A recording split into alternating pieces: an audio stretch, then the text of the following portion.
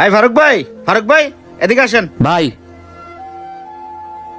কি ভাই table table খালি, কাস্টমার নাই, কারণটা কি? ভাই বাবুর্চি আজকে আসে নাই, ডাল ভাজি পাকাইতে পারে নাই, সব কাস্টমার ঘুরে গেছে ভাই।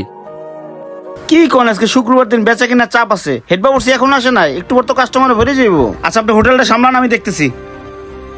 যাই দেই ওনার বাসায়, যাই দেই কি হইছে।